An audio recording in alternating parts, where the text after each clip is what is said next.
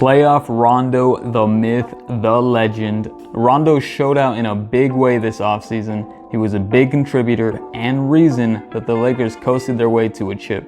He was great, but has his flaws, so I'm going to discuss whether or not the Lakers should re-sign him for next season. The first thing we're going to go over is his stats. So the difference between the regular season version of Rondo and the playoffs is very substantial. Per 36 minutes in the regular season, Rondo averaged 12.5 points, 5.2 rebounds, 8.8 assists, and 1.5 steals per game, while shooting a very, very low 41.8% from the field and a bad 32.8% from three. During the postseason, those numbers would jump up to 13 points, 6.3 rebounds, 9.3 assists, and 2 steals a game, while shooting better than 45% from the field and a very sniper efficient 40% from behind the arc. He was able to improve his counting stats while at the same time very significantly improving the efficiency in getting them. That's hard to do.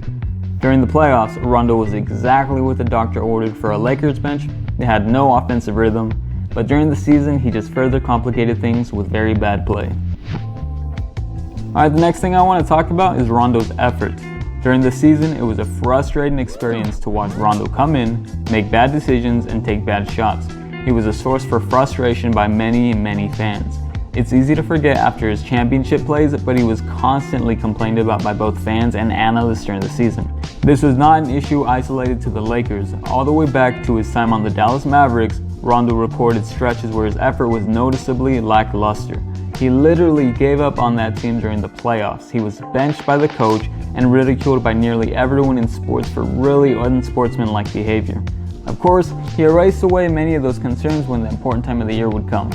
He gave more effort on defense, trying his best to keep in front of the opposing guards, no matter who that was. Rondo's plays were accurate. He was a constant threat to throw an easy lob to a Lakers big or find a teammate left wide open. He just really seemed to care a lot more. And that showed up in very big moments like important offensive rebounds for extra possessions, and that is a great example of how different his effort was in the postseason.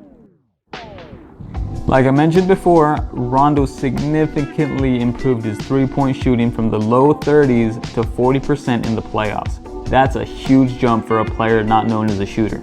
No longer could Rondo's defender sag way off him, as he was liable to hit a shot from deep at any given moment. The aggression to take these shots increased. Not only did Rondo take open looks, he also created his own, whether from three or driving to the basket. With an improved shot, Rajon Rondo was effectively the piece that completed the Lakers' big three, something they were in search of all offseason. With Rondo on the court, LeBron could rest on the bench or play off ball. Davis could work hard to get into his spots and be reassured that the ball would get to him with a point guard like Rondo. This is all while Rondo was becoming a scoring threat along with the Lakers stars. Last but not least, I want to mention his contract. After a couple years of unenthusiastic play, Rondo wasn't exactly a hot commodity. He was only able to garner a $2.6 million contract with the Lakers. This is what made him such an important piece. He was a very high-value player for the contract he had. Now, Rondo has reportedly decided to opt out for an earned pay raise. Having Rondo on the team was an easy, low-risk, high-reward move the past seasons. He had a small cap hit and at the very least could keep the offense moving. With a bigger contract, that isn't enough. Of course, he showed us all what he's still capable of, but if he continues his bad regular season play, that could lead to some issues. Backup guard was a big need for the Lakers during the season, someone to give LeBron a break each game. Rondo returning runs a risk of having that same issue again. Another issue is that the Lakers will be betting on Rondo to return to form in the offseason. If he doesn't, that plan falls through. In the playoffs, there are no trades or players to pick up. When someone plays bad during the season, they can be moved or replaced. With Rondo, you wouldn't know until the playoff time arrives.